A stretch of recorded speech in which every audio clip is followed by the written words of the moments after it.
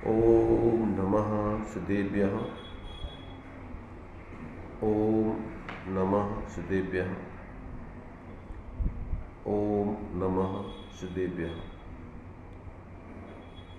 मंगलम भगवान वीरो मंगलम गौतमोनि मंगलम कुंद कुंदार्त्यो जैन धर्मोस्तु मंगलम सर्वमंगल मांगल्यम सर्वकल्याणकारकम प्रधानम सर्वधर्माणां जैनं जयतु शासनम जैनं जयतु शासनम। देह क्षता जैनी दशा मरते देहातीत ते ज्ञानीना चरण बंधन हो अग्नि बंधन हो अग्नि। सकल विभाव अभाव कर किया आत्म कल्याण परमानंद सुबोधमय नमो सिद्ध भगवान नमो सिद्ध परमात्म को अक्षय बोध स्वरूप जिनने आत्ममय पर जाना पर रूप त्रिविध रूप सब आत्मा मैरातम पद चेत अंतरयातम होय कर परमात्म पद वेद अंतरयातम होय कर परमात्म पद वेद।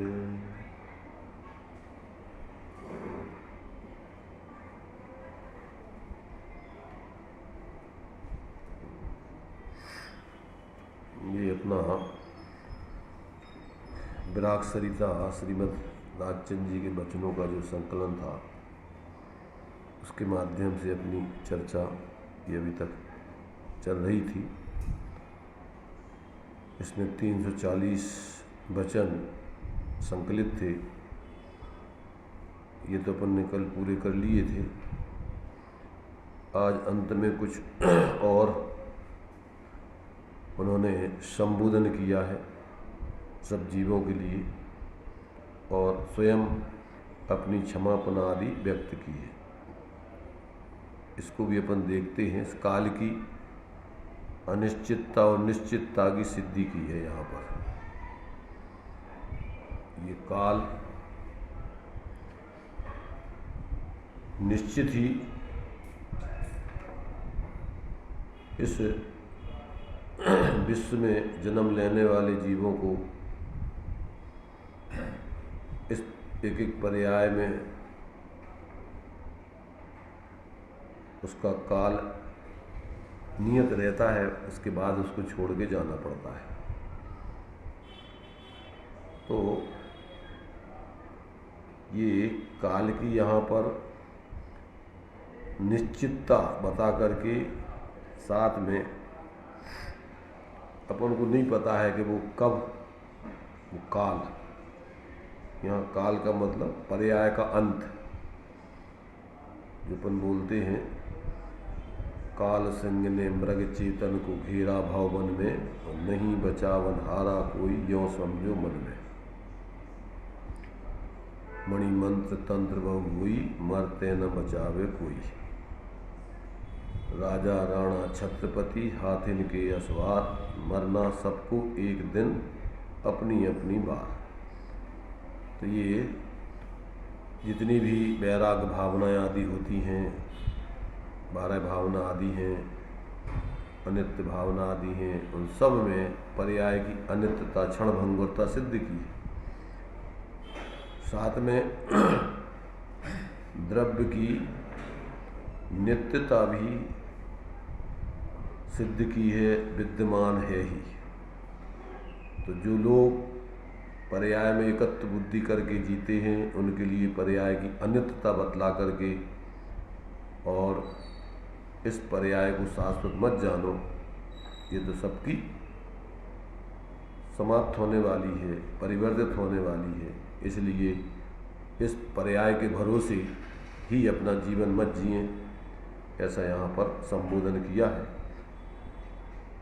परंतु साथ में दूसरा पक्ष भी प्रस्तुत किया है कि सभी द्रव्य स्वभाव से अथवा द्रव्यपने से शाश्वत हैं, नित्य हैं, उनका कभी अभाव नहीं होता है। और पर्यायपने से सभी द्रव्य क्षणिक हैं, परिवर्तनशील हैं, उनका कभी स्थायित्व नहीं होता है। ऐसी वस्तु के स्वरूप को समझकर और उस पर्याय को गौण करके अर्थात उसमें एकत्व मत न करके, पर्याय मूढ़ता न करके, अपने लिए उन्हीं पर्यायों में रहने वाले अपने शाश्वत स्वरूप को अपना स्वरूप मानना चाहिए, जानना चाहिए, उसका आश्रय करके पर्याय में, और अपने जीवन में निराकुलता, सहजता और निर्विकल्पता, वीतरागता आदि की सिद्धि करके और अपना हित साधना चाहिए। ये बात इस काल की अनित्यता को बता करके, अनिश्चितता को बता करके और उसकी पर्यायों की एक निश्चित, प्रत्येक पर्याय का एक निश्चित समय होता है,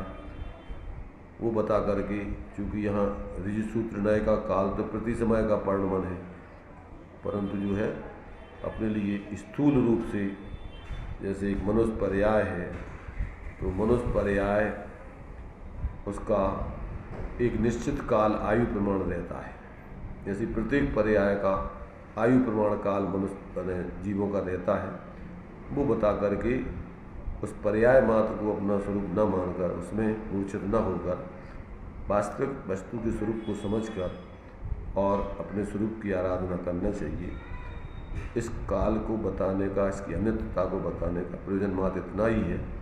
इसको बता करके कोई भयभीत करने का प्रयोजन नहीं है, असरण करने का प्रयोजन नहीं है, उसे शाश्वत शरण दिखाने का प्रयोजन ज्ञानियों का रहता है। तो यहाँ इसमें देखिए, जितने भी पुण्यशाली जीव हुए हैं, बलशाली जीव हुए हैं, सामर्थ्यवान जीव हुए हैं, उन सब की ये बतलाएगा जो अपने आप को समझते थे कि हम यहीं रहेंगे और बड़ा दंभ करते थे, ऐसे लोग भी जो है चले गए, सब कोई यहाँ पर रहे नहीं, वो बता करके। और किसी भी प्रकार के पुण्य आदि के उदय में, बाहर के शरीर आदि के सामर्थ्य में जो 8 मद बदलाए हैं, किसी भी प्रकार का अपन को मद नहीं करने चाहिए। ये बात की यहाँ पर अपने लिए प्रेरणा लेना चाहिए इससे। तो इस प्रकार से अभी उस काल के संबंध में जो कुछ पॉइंट दिए हैं उसको अपन पढ़ते हैं। अंत में जो है क्षमापना करके ये अपना विराग सरिता ग्रंथ जो अपन ने स्वाध्याय में रखा था, इसकी पूर्णता होती है, अर्थात ये इसका अपना स्वाध्याय जो है यहाँ पर पूर्ण हो जाएगा। देखिए, अब यहाँ काल किसी को नहीं छोड़ता है, उसकी मूल हेडिंग दे करके उसका स्पष्टीकरण करते हैं आप। जिनके गले में मोतियों की मूल्यवती माला सुशोभित हो रही थी, जिनकी कंठ कांति हीरे के उत्तम हार से बहुत प्रकाशित हो रही थी और अनेक आभूषणों से भूषित हो रहे थे, वे भी मृत्यु लोक को देखकर भाग गए, अर्थात काल प्रवृत्त हो गए। इसलिए हे मनुष्यों, इसे भली भांति जानो और मन में ठानो कि काल किसी को नहीं छोड़ना।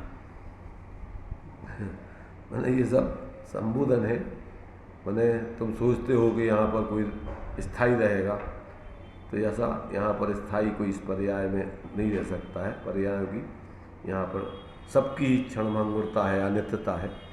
सब जो इस प्रकार की पुण्य के उदय में ऐसी ऐसी स्थितियों को धारण करते थे, वे भी जो है काल कबलित हो गए, अर्थात उनके लिए भी उनकी आयु समाप्त हो गई और वो इस पर्याय से पर्यांतर हो गए।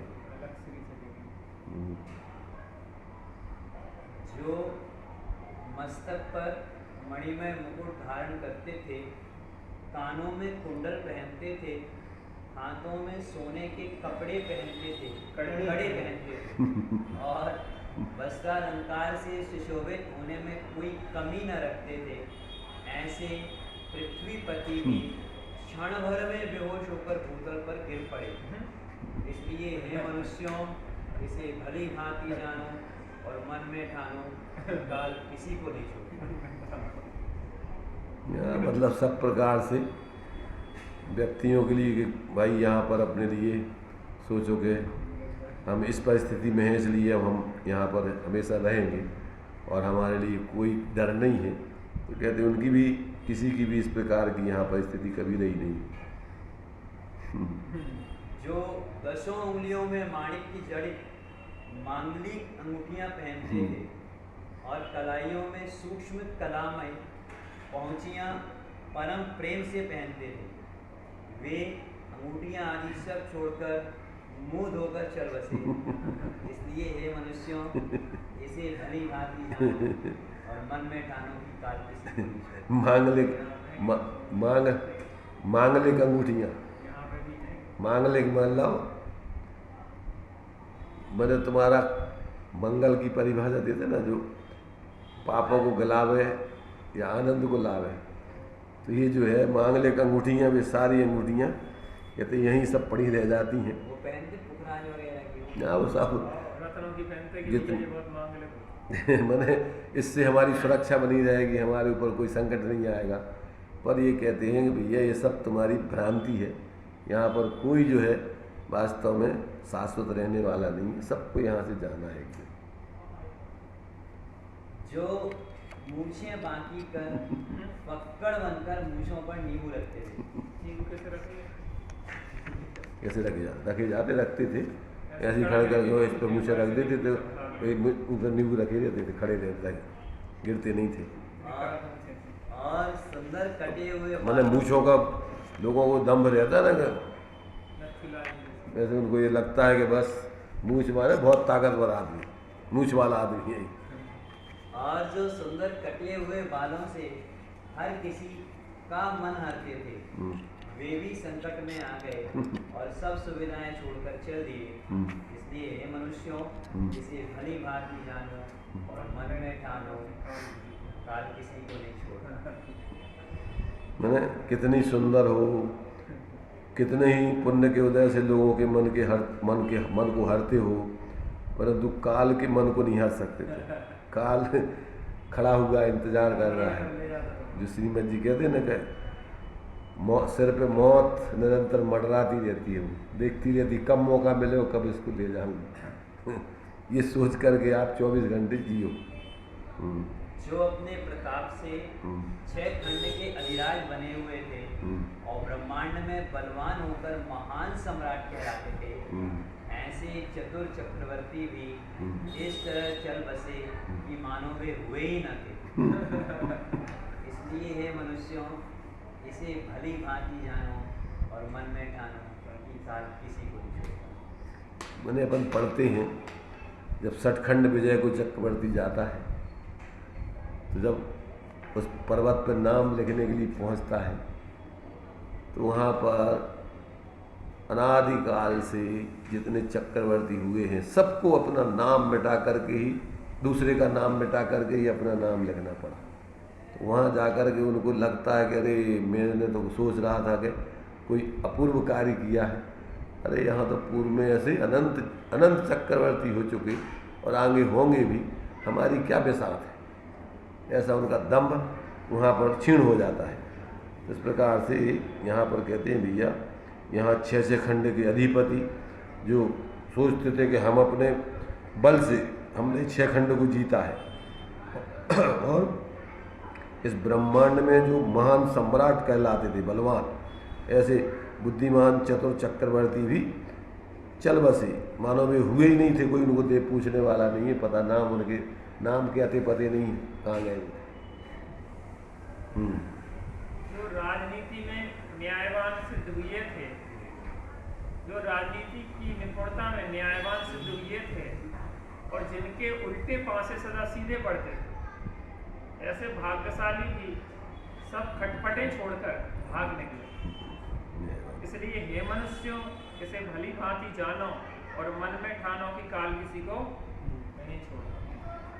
मैंने यहाँ पर जो है उनकी न्याय नीति प्रियता और उनके पुण्य की श्रेष्ठता के अपन बोलते हैं ना कि जो मिट्टी को भी छू ले तो सोना हो जाता है, ऐसे जो जैसे जीवनधर कुमार का आता है ना कि वो जहाँ जहाँ जाते थे सब सारे के सारे उनके पुण्य के उदय से लोगों को अनुकूलता बनती जाती थी।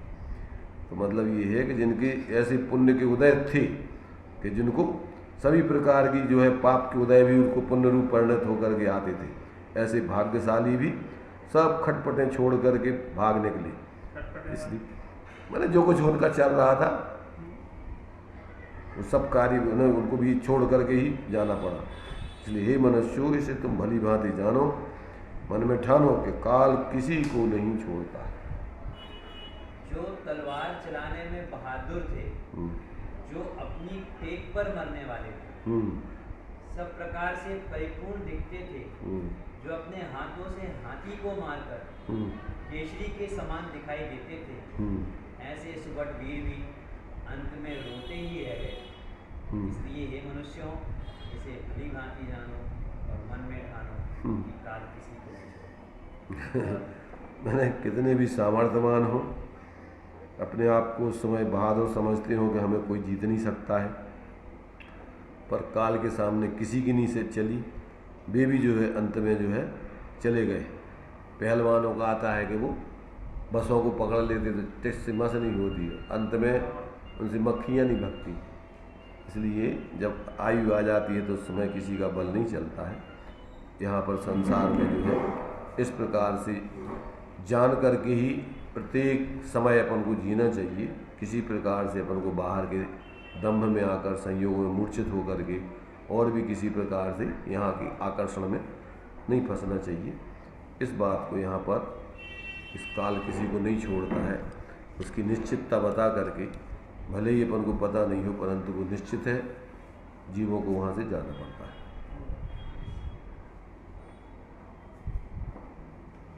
अब इसके बाद अंत में जो है इन्होंने भगवान से अपनी भूलों की क्षमा मांगते हुए और भगवान जिनेंद्र की महिमा गाते हुए और एक प्रकार से जो है इस अपने जीवन में निर्दोष जीवन प्राप्त करने की मंगल कामना की है कि हमारे सारे दोष क्षय हों, क्योंकि ये व्यवहार से अपन ऐसा मानते हैं कि अपने दोषों की निंदा गरहा करने से वो दोष शांत हो जाते हैं, अपनी निंदा आलोचन से करता हूँ पापों को शांत। तो इस प्रकार से जो भी गलतियाँ होती हैं, समझदार लोग, बुद्धिमान लोग उन गलतियों को गलतियाँ समझकर स्वीकार करके उनके अभाव करने की भावना भाते हैं, और जो श्रेष्ठ पुरुष हो गए हैं उनके सामने जो है, चाहे वो सामने हो अथवा परोक्ष रूप से, उनको अपने ज्ञान में प्रत्यक्ष करके और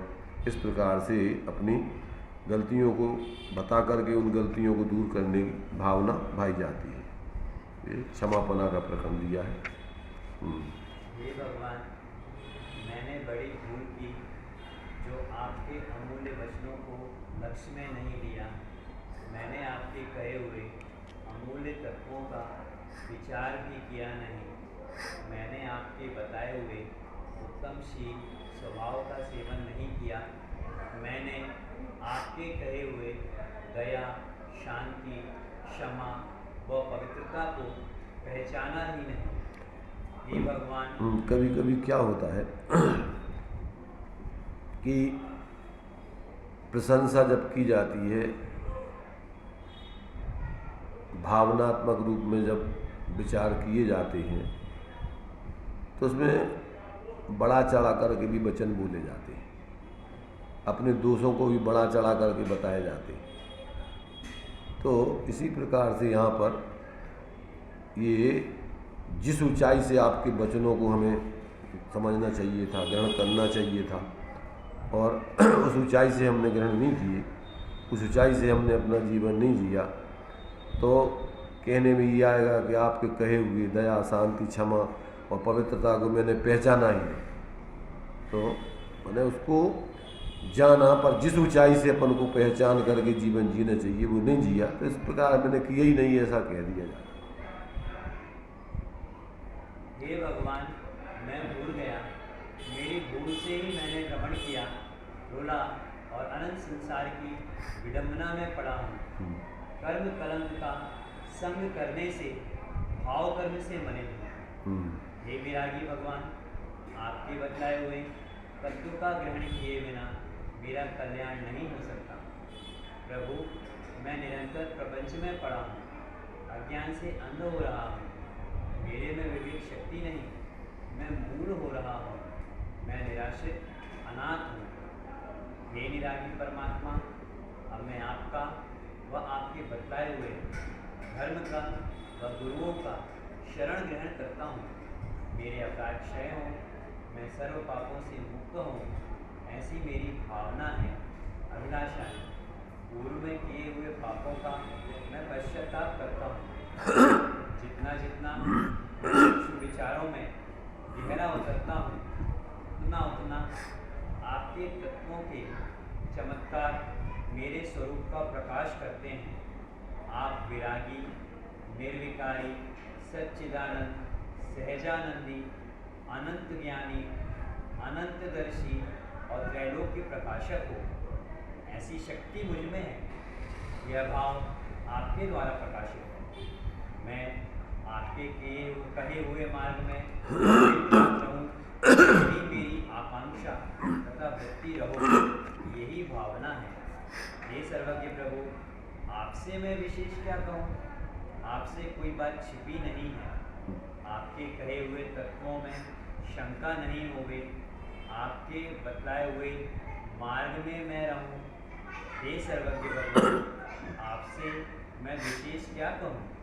आप मेरे सर्व दोषों को जानते हो, मात्र पश्चाताप कर मैं कर्मजन्य पापों की क्षमा चाहता हूँ।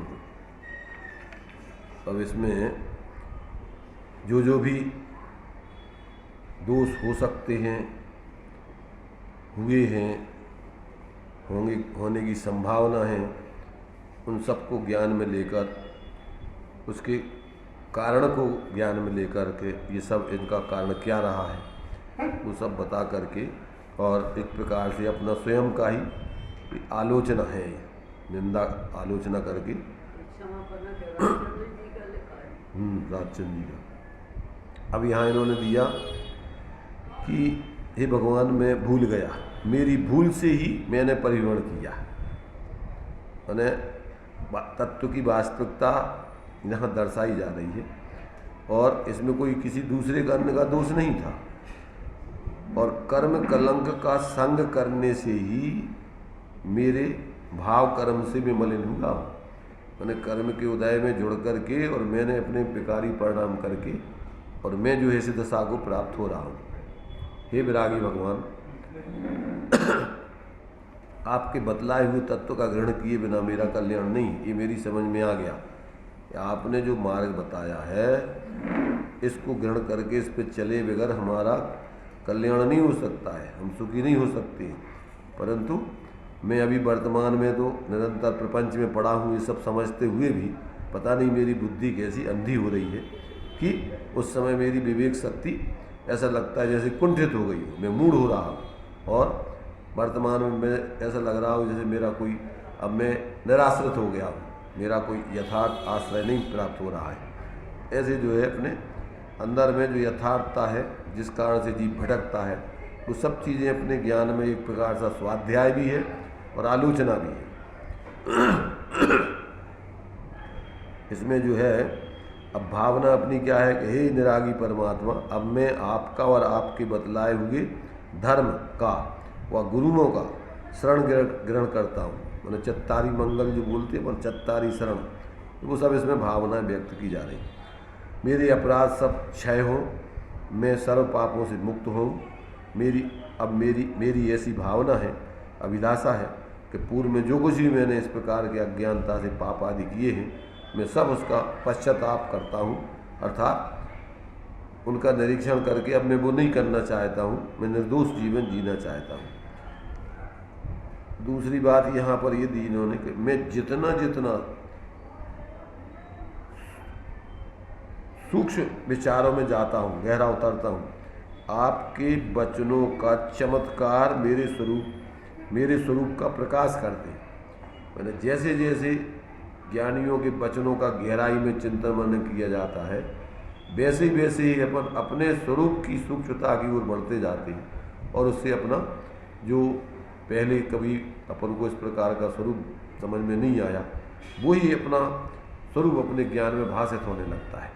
क्योंकि स्वाध्याय आदि करने से, निंदा, अपने दोषों की निंदा ग्रह आदि करने से व्यक्ति की विशुद्धता बनती है, और विशुद्धता होने से जो पाप कर्म आदि हैं, बंधे हुए कर्म वो क्षीण होते हैं, उनका स्थिति अनुभाग आदि गलता है, तो उससे अपना ज्ञान का क्षयोप समाधि विशेष प्रकट होता है। और उससे जो है अपने ज्ञान में ही उनके जो ज्ञानियों ने जो अनुभव किया है, अपना ज्ञान ही वो इस प्रकार का जो है उनके वचनों की गहराई में जाकर और अपने स्वरूप को विशेष रूप से गहराई से पकड़ने लगता है। इसलिए ऐसी जो है ये यथार्थता अपने ज्ञान में उनके धीरे धीरे सब समझ में आ रही। आप निरागी, निर्विकारी, सच्चिदानंद और सहजानंद, अनंत ज्ञानी, अनंत दर्शन वाले, त्रैलोक को जानने वाले, ऐसे शक्ति को धारण करने वाले हो, और मेरे में भी आपने ऐसी शक्ति बतलाई है। ये आपके द्वारा ही उपदेश से मुझे पता पड़ा कि मैं भी तुम्हारी ऐसी शक्ति को लिए हुई हूँ और उसको भूलकर, उसको प्रकट न करके और इस प्रकार के संसार के चक्र में पड़ा हुआ हूँ। ऐसा जो है इसमें अपना पूरा का पूरा मैंने यथार्थता का निरीक्षण करके और कैसे हम इन झंझटों से बच सकते हैं, वो सारा का सारा विचार इसमें किया गया है। तो इस प्रकार से अब भावना अंत में यही है कि मैं आपके कहे हुए मार्ग में दिन रात रहूं, यही मेरी आकांक्षा है, भावना है, वृत्ति हो, ये मेरी भावना है। अब अकेली मात्र भावना ही नहीं रहे, अब मेरा पर्ण मनुष्य जाति का होने लग जाए प्रभु, बस, और मैं कुछ नहीं चाहता हूँ आपसे। और मैं विशेष क्या कहूँगा, अंत में आपसे कोई बात तो छिपी नहीं है, मुझे पता है आप सर्वज्ञ हो, सब कुछ जानते हो, फिर भी मेरे लिए इस प्रकार से अपने दोषों को कहे बगैर मुझे शांति नहीं मिलती है, मुझे रहा नहीं जाता है। इसलिए मैंने आपसे इस प्रकार सब निवेदन किया है। तो हे सर्वज्ञ भगवान, आपसे अब मैं विशेष क्या कहूँ, आप मेरे सर्व दोषों को जानते हैं, मात्र अब तो मैं अपना पश्चाताप करके मैं कर्मजन्य सब पापों से क्षमा चाहता हूँ, अर्थात उनसे रहित होकर के पूर्ण आप जैसी निर्दोष दशा को प्राप्त करना चाहता हूँ। ऐसा जो है अपना जो है इस प्रकार से पूर्ण आलोचन करते हुए, अपनी निंदा ग्रह करते हुए, भगवान के गुणों की महिमा गाते हुए, अंत में अपनी भावना व्यक्त करके और इस प्रकार से क्षमापना की गई। अंत में देव, गुरु, धर्म, इन तीनों की सर्वोत्कृष्टता बताकर और अंत में उसको नमस्कार किया है, कृतज्ञता ज्ञापित की है। ये जो है इस प्रकार से इन तीन को जो है इसमें सबसे पहले धर्म की महिमा की गई, फिर इसके बाद देव की महिमा की गई, फिर उन गुरुओं की महिमा की गई जिनके माध्यम से हम इस मार्ग को समझने में सक्षम हो गए। ऐसे जो है ये 5 वचन इसमें अलग से दिए गए। हे सर्वोत्कृष्ट सम्यक दर्शन, नमस्कार हो। हे सर्वोत्कृष्ट सुख के हेतुभूत सम्यक दर्शन, तुझे अत्यंत भक्ति से नमस्कार हो। इस अनादि अनंत संसार में अनंत अनंत जीव तेरे आश्रय बिना अनंत अनंत दुख अनुभवते हैं। तेरे परमानुग्रह से स्वस्वरूप में रुचि हुई, परम वितराग स्वभाव के प्रति परम निश्चय आया, कृतकृत्य होने का मार्ग ग्रहण किया। हे जिन वितराग, तुमको अत्यंत भक्ति से नमस्कार करता हूँ। तुमने इस पामर पर अनंत अनंत उपकार किया है। हे कुंद आदि आचार्यों, तुम्हारे वचन भी स्वरूप अनुसंधान में इस पामर को परम उपकारभूत हुए हैं। इस कारण मैं तुम्हें अतिशय भक्ति से नमस्कार करता हूँ। इसमें जो है कृतज्ञता ज्ञापित की गई, जो अपन चार शरण बोलते हैं, चार उत्तम बोलते हैं, चार मंगल बोलते हैं। तो इन चारों को यहाँ पर जो है स्मरण करके और उसकी जो है महिमा करके उसके प्रति बहुमान जताया है। सबसे पहले तो हे सर्वोत्कृष्ट सुख के हेतुभूत मोक्ष महल की प्रथम सीढ़ी, इसके बिना कोई जीव धर्म के मार्ग में नहीं लगता है। इसलिए सबसे पहले उस अपनी पवित्र दृष्टि के लिए स्मरण करते हुए भक्ति भाव से उसके प्रति बहु कृतज्ञता ज्ञापित की। फिर इस अनादि अनंत संसार में अनंत अनंत जीव आज तक जो संसार में रुल रहे हैं, तेरे आश्रय के बिना ही वो इस प्रकार से अनंत दुखों को भोगते हैं। इसलिए तेरे अनुग्रह हुए बिना, तेरा आश्रय लिए बिना उनका संसार के दुखों से छुटकारा नहीं हो सकता है। ऐसी जो है उसकी अनिवार्यता आत्मकल्याण करने वालों को सिद्ध की। तेरे परम अनुग्रह से स्वस्वरूप में अपने खुद की जो है उस सम्यक दर्शन की प्राप्ति और प्राप्ति की उसका जो है बहुमान, तेरे परम अनुग्रह से स्वस्वरूप में मेरी रुचि हुई, परम वीतराग स्वभाव के प्रति परम निश्चय आया और कृतकृत्य होने का मार्ग मैंने ग्रहण किया है। ऐसा उनके लिए अपना स्वयं को जो है इस प्रकार के इस मार्ग में आने की जो है उन्होंने जो है जानकारी दी कि उसी सम्यक दर्शन की महिमा यानी उसकी कृपा से अथवा उसकी प्राप्ति से अपने इस मार्ग में हम लगे हैं। और अब हमें ऐसा महसूस होता है कि हम जो करने लायक कार्य है उस कार्य में लग गए हैं। अब हमारे लिए संसार में ज़्यादा भटकने का टाइम नहीं है, ऐसा इसमें स्पष्ट किया। फिर अंत में हे जिन वीतराग धर्म की महिमा करके उसकी प्राप्ति आदि की सिद्धि करके सब जीवों को उसी को ग्रहण करने चाहिए, ऐसी भावना व्यक्त करके अब जिन भगवान जिनेंद्र के उपदेश से वो धर्म प्राप्त होता है उन भगवान की भक्ति महिमा की, हे जिनेंद्र भगवान, हे जिन वीतराग, तुमको अत्यंत भक्ति से नमस्कार करता हूँ। क्यों कि तुमने इस पामर पर अनंत अनंत उपकार किया है जिसका कोई वर्णन नहीं किया जा सकता है शब्दों में।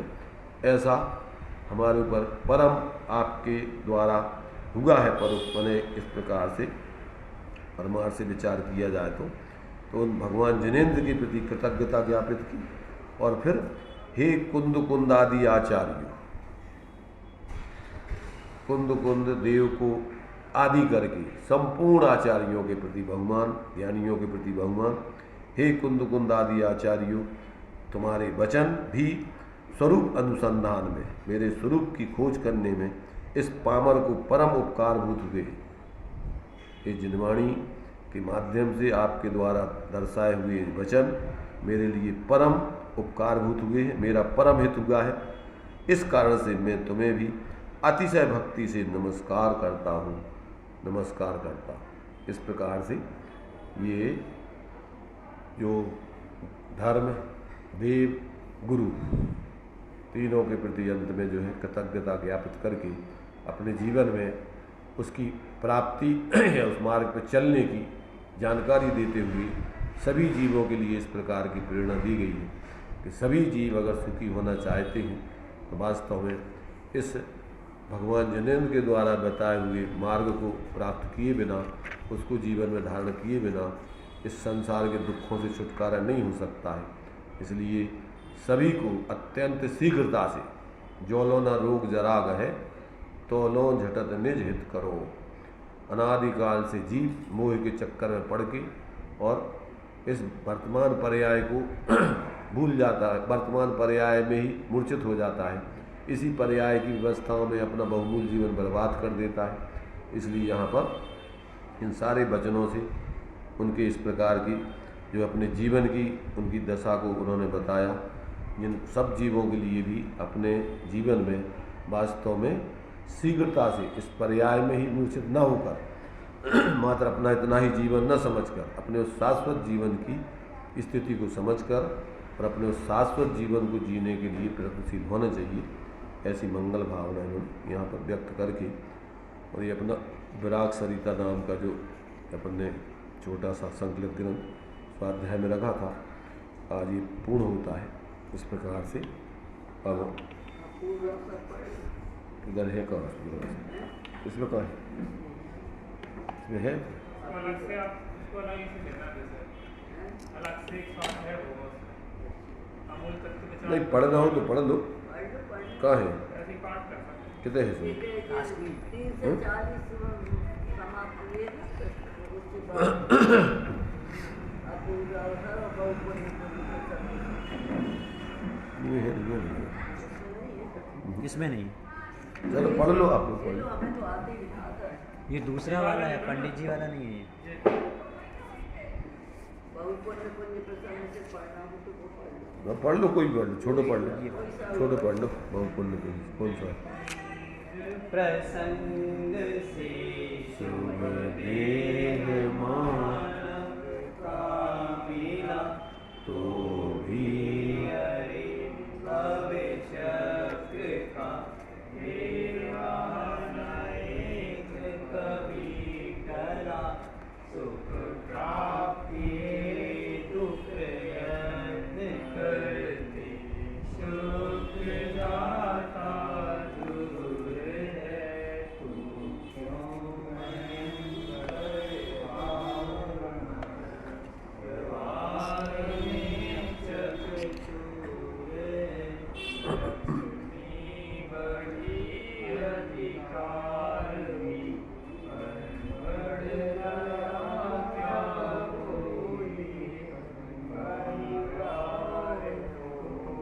कुटुंब क्या है वृद्धि कुछ नहीं, संसार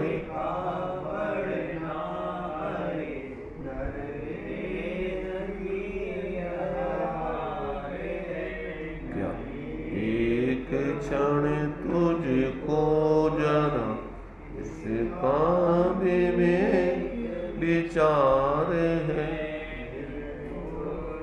सुख निर्दोष आनंद नो जहाँ भी प्राप्त हो, दिव्य अंतः तत्व जिससे बंधनों से मुक्त होता है।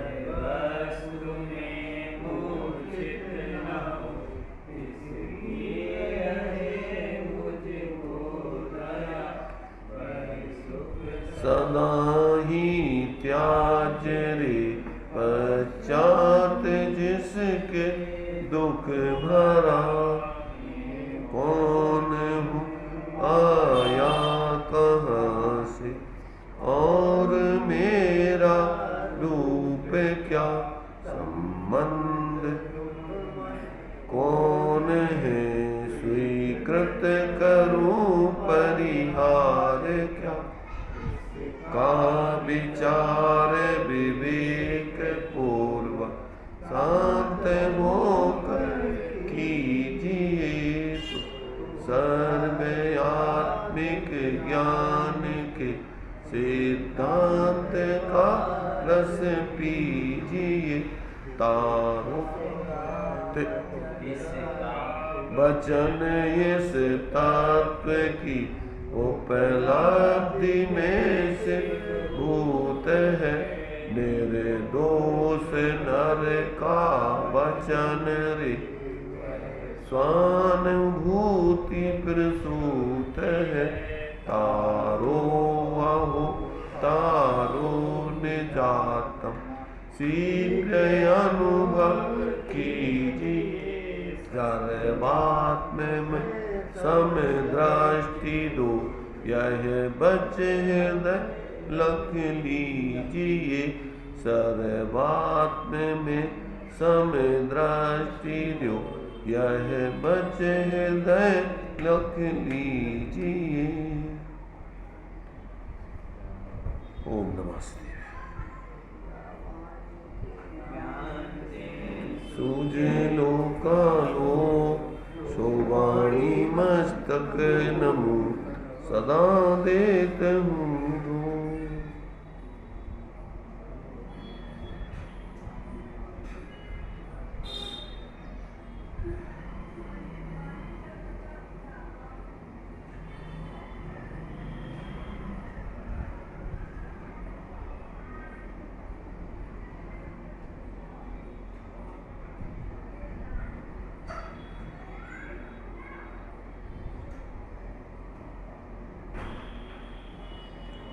द्वादशांग जनवाणी माता की जय। पंच परमेष्टि भगवंतों की जय। जैन धर्म की जय।